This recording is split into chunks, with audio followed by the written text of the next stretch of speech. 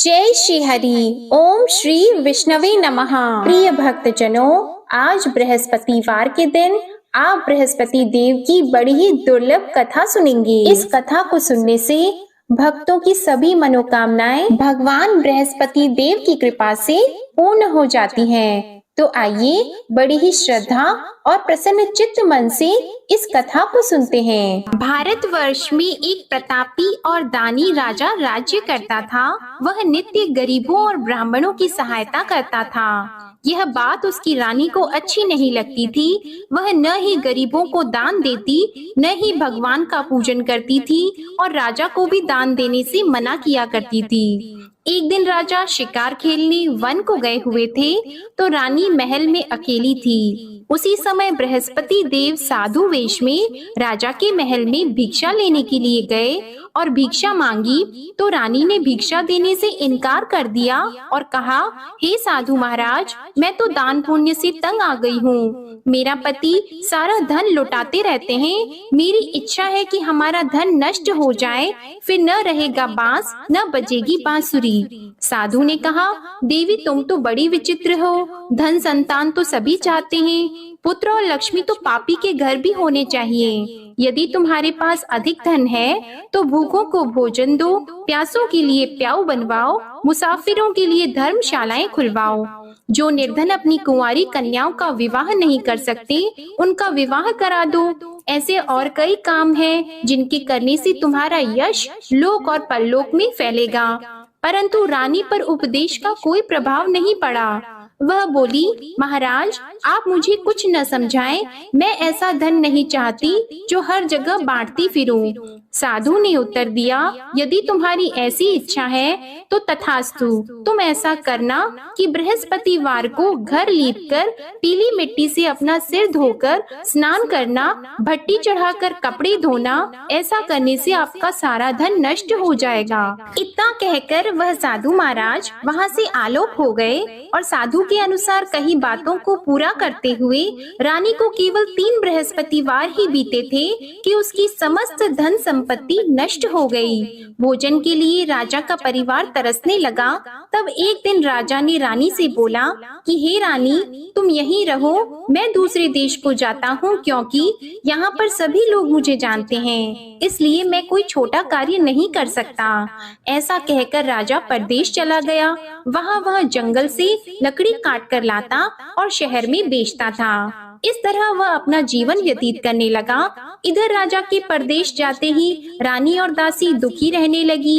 एक बार जब रानी और दासी को 7 दिन तक बिना भोजन के रहना पड़ा, तो रानी ने अपनी दासी से कहा, हे दासी, पास ही के नगर में मेरी बहन रहती है, वह बड़ी धनवान है, तू उसके पास जा और कुछ लेकर आ, ताकि थोड़ा बहुत गुजार बसर हो सके। रानी दासी की बहन के पास गई। उस दिन गुरुवार था और रानी की बहन उस समय बृहस्पतिवार व्रत की कथा सुन रही थी। दासी ने रानी की बहन को अपनी रानी का संदेश दिया, लेकिन रानी की बड़ी बहन ने कोई उत्तर नहीं दिया।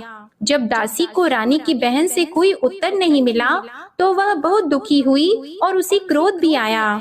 दासी ने वापस आकर रानी को सारी बात बता दी। सुनकर रानी ने अपने भाग्य को कोसा। उधर रानी की बहन ने सोचा कि मेरी बहन की दासी आई थी, परंतु मैं उससे नहीं बोली, इससे वह बहुत दुखी हुई होगी। कथा सुनकर और पूजन समाप्त करके वह अपनी बहन के घर आई और कहने लगी, हे बहन, मैं बृहस्पतिवार का व्रत कर रही थी, तुम्हारी दासी मेरे घर आई थी, परंतु जब तक कथा होती है तब तक न तो उठते हैं और न ही बोलते हैं, इसलिए मैं नहीं बोली। कहो दासी क्यों गई थी? रानी बोली, बहन तुमसे क्या छिपाऊं, हमारे घर में खाने तक को अनाज नहीं था। ऐसा कहते कहते रानी की आंखें भर आई। उसने दासी समेत पिछले 7 दिनों से भूखे रहने तक की बात अपनी बहन को विस्तार पूर्वक सुना दी। रानी की बहन बोली, देखो बहन, भगवान बृहस्पति सबकी मनोकामना को पूर्ण करते हैं। देखो शायद तुम्हारे घर में अनाज रखा हो। पहले तो रानी को विश्वास नहीं हुआ, पर बहन के आग्रह करने पर उसने अपनी दासी को अंदर भेजा तो उसे सचमुच अनाज से भरा एक घड़ा मिल गया। यह देखकर दासी को बड़ी हैरानी हुई। दासी रानी से कहने लगी, हे रानी, जब हमको भोजन नहीं मिलता तो हम व्रत ही तो करते हैं, इसलिए क्यों न इनसे व्रत और कथा की विधि पूछ ली जाए ताकि हम भी व्रत कर सकें। तब रानी ने अपनी बहन से बृहस्पतिवार व्रत के बारे में पूछा। उसकी बहन ने बताया, बृहस्पतिवार के व्रत में चने की दाल और मुनक्का से विष्णु भगवान का केले की जड़ में पूजन करें तथा दीपक जलाएं, व्रत कथा सुने और पीला भोजन ही करें। इससे बृहस्पति देव प्रसन्न होते हैं। और व्रत और पूजन विधि बताकर रानी की बहन अपने घर को लौट गई। 7 दिन के बाद जब गुरुवार आया तो रानी और दासी ने व्रत रखा। घुड़साल में जाकर चना और गुड़ लेकर आई, फिर उससे केले की जड़ तथा विष्णु भगवान का पूजन किया। अब पीला भोजन कहाँ से आए, इस बात को लेकर दोनों बहुत दुखी थी। चूँकि उन्होंने व्रत रखा था, इसलिए बृहस्पति देव उनसे प्रसन्न थे। इसलिए वे एक साधारण व्यक्ति का रूप धारण करके 2 थालों में सुंदर पीला भोजन दासी को दे गए।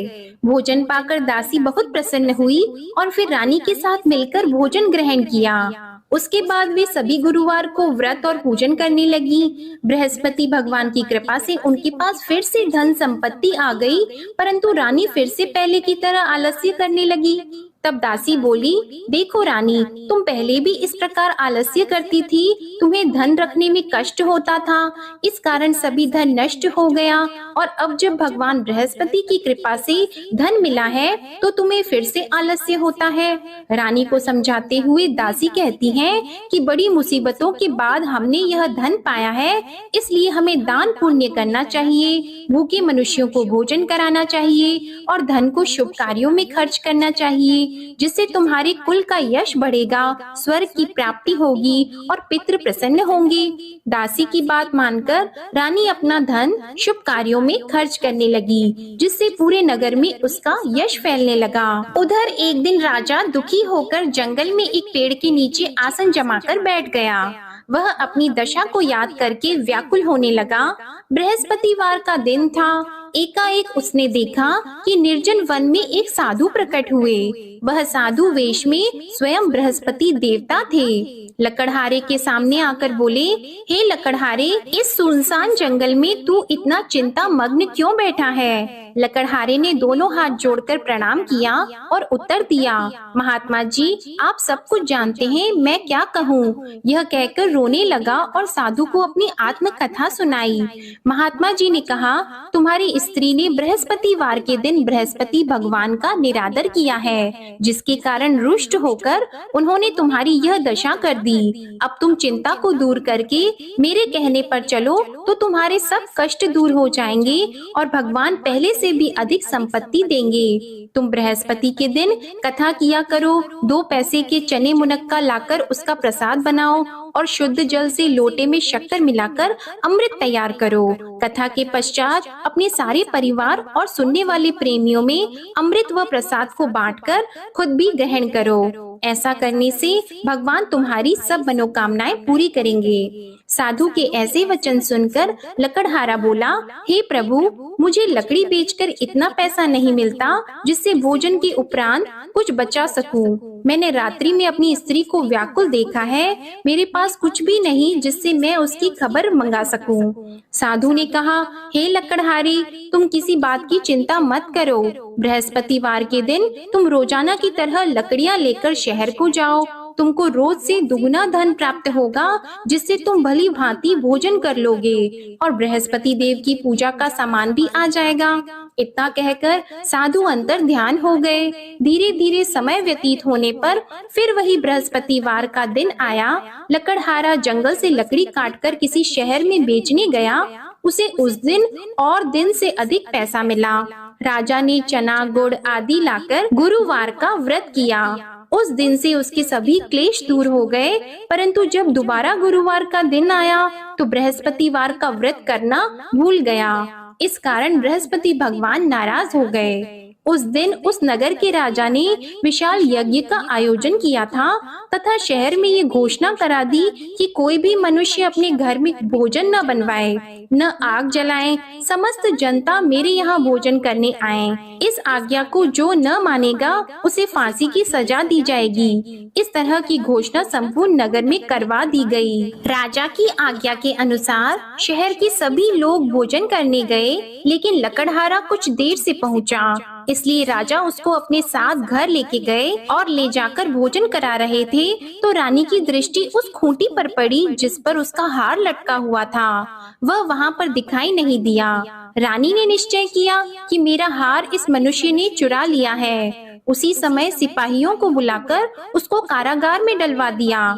जब लकड़हारा कारागार में पड़ गया और बहुत दुखी होकर विचार करने लगा कि न जाने कौन से पूर्व जन्म के कर्म से मुझे यह दुख प्राप्त हुआ है, और उसी साधु को याद करने लगा जो कि जंगल में मिला था।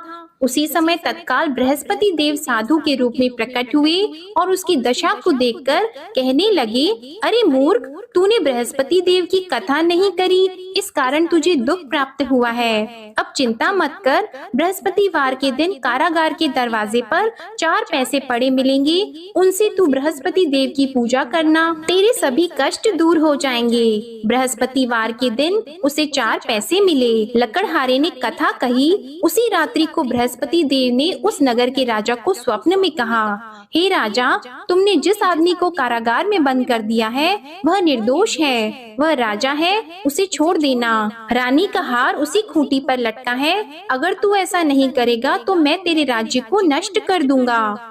इस तरह रात्रि के स्वप्न को देखकर राजा प्रातः काल उठा और खूंटी पर हार देखकर लकड़हारे को बुलाकर क्षमा मांगी और लकड़हारे को योग्य सुंदर वस्त्र आभूषण देकर विदा कर दिया। बृहस्पति देव की आज्ञा के अनुसार लकड़हारा अपने नगर को चल दिया। राजा जब अपने नगर के निकट पहुंचा तो उसे बड़ा आश्चर्य हुआ। नगर में पहले से अधिक बाग, तालाब, कुएं तथा बहुत सी धर्मशाला, मंदिर आदि बन गई हैं। राजा ने पूछा, यह किसका बाग और धर्मशाला है?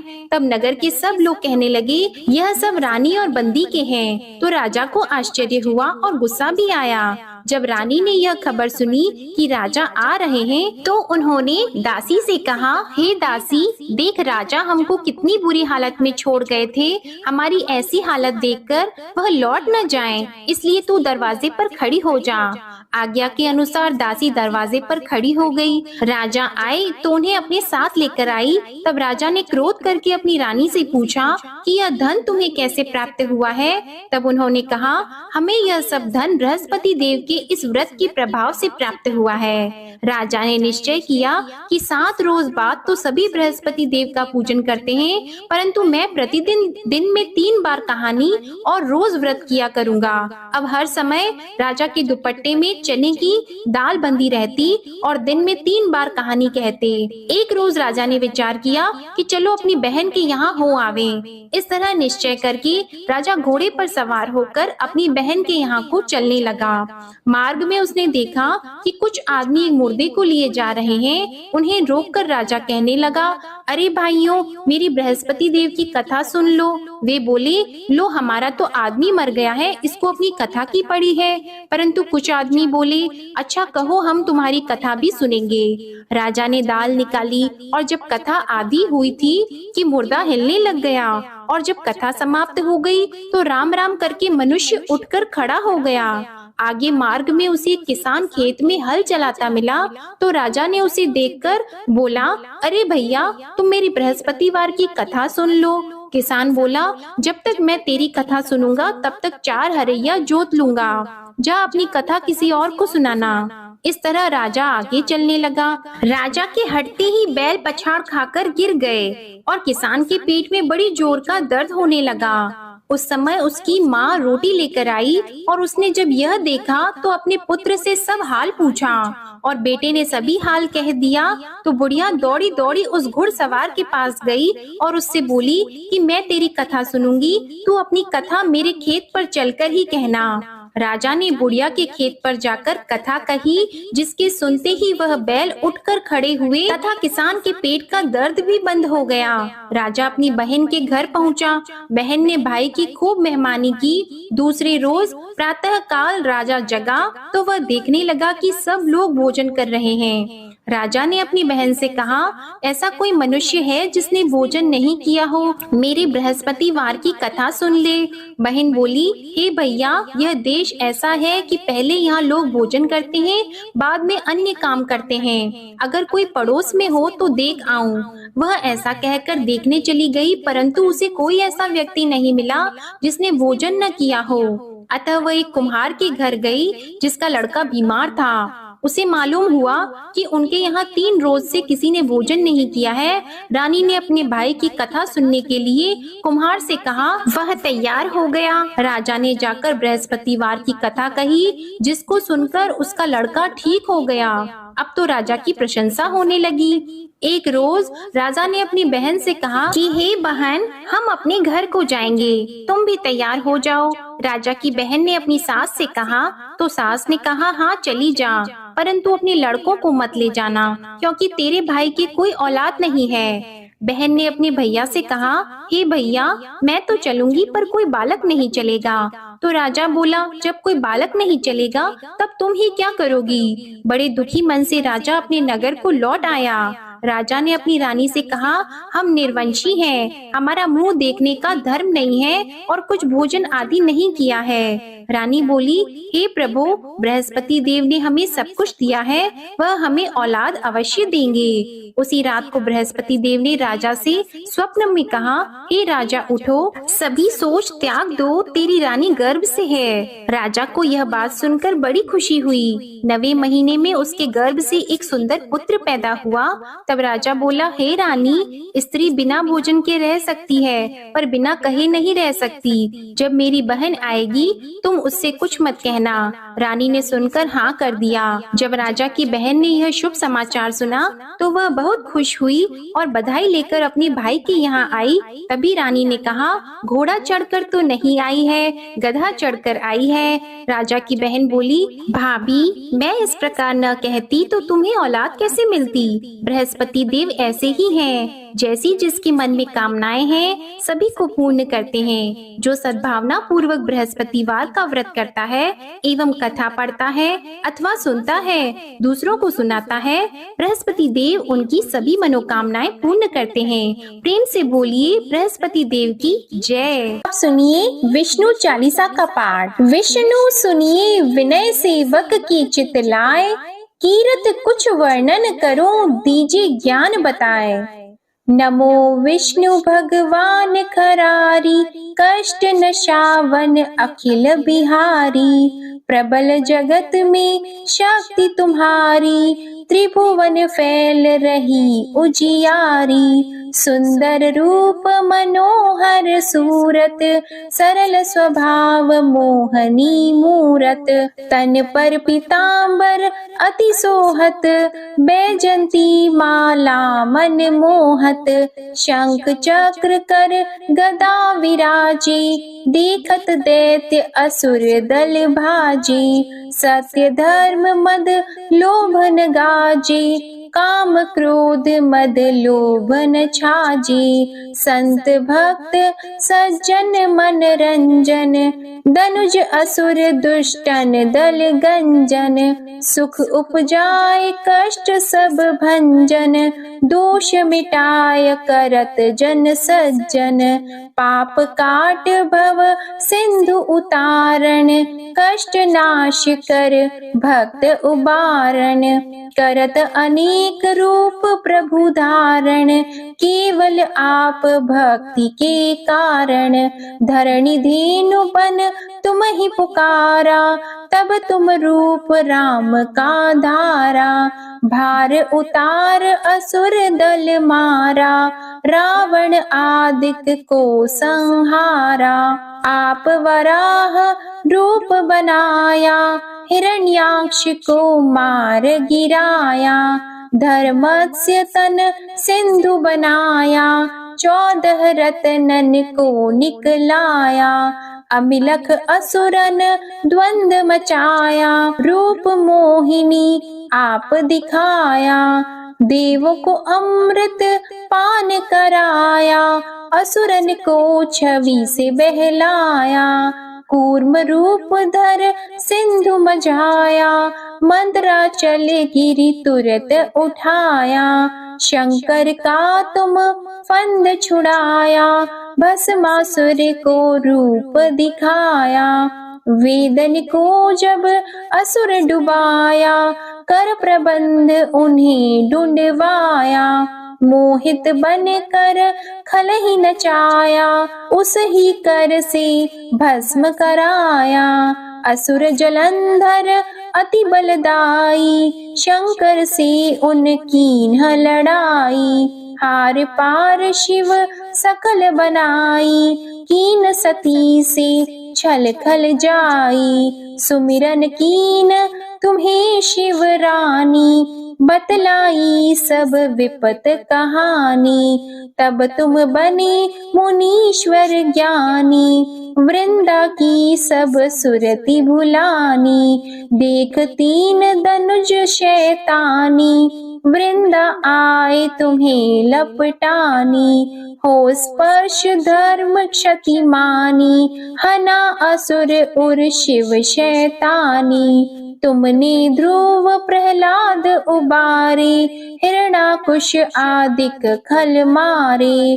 गणिका और अजामिल तारे, बहुत भक्त भव सिंधु उतारे। हरहु सकल संताप हमारे, कृपा करहु हरि सिरजनहारे। देखहु मैं निज दर्श तुम्हारे, दीप बंधु भक्तन हितकारे। चाहता आपका सेवक दर्शन, करहु दया अपनी मधुसूदन।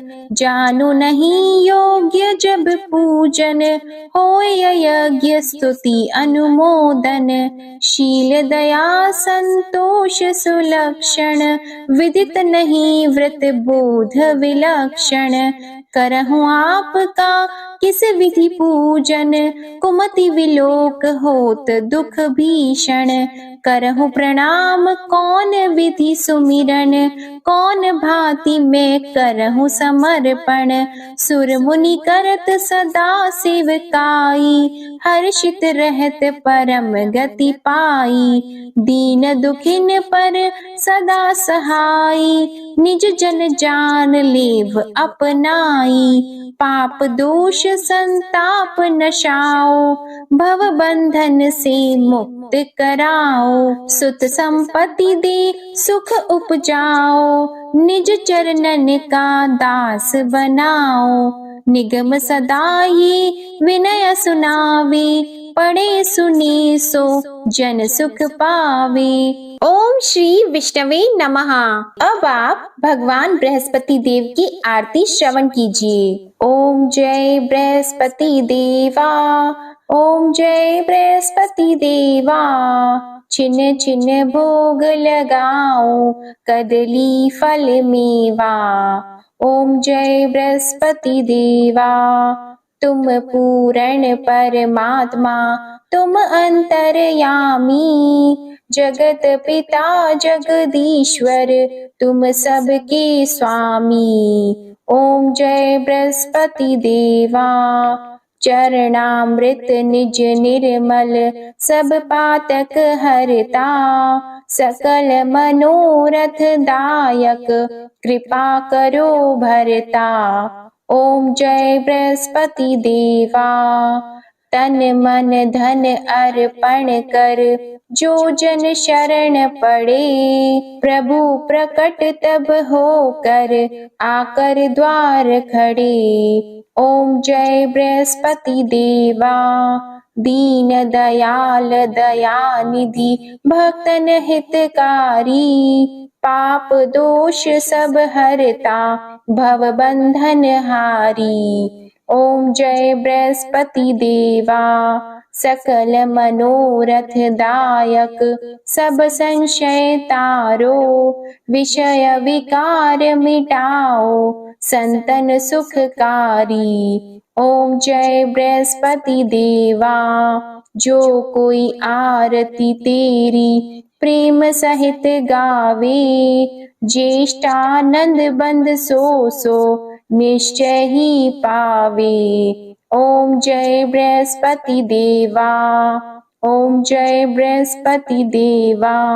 प्रेम से बोलिए भगवान बृहस्पति देव की जय। बोलिए भगवान श्री लक्ष्मी नारायण जी की जय। आपको आज की कथा पसंद आए, आरती पसंद आए तो वीडियो को लाइक कीजिएगा, शेयर कीजिएगा, कमेंट में भगवान बृहस्पति देव जी की जय लिखिएगा और हमारे चैनल को भी सब्सक्राइब कीजिएगा। इसी के साथ पौष मास महात्म्य की कथाओं को भी हमारे चैनल पर जरूर सुनिएगा। प्रेम से बोलिए भगवान श्री बृहस्पति देव की जय।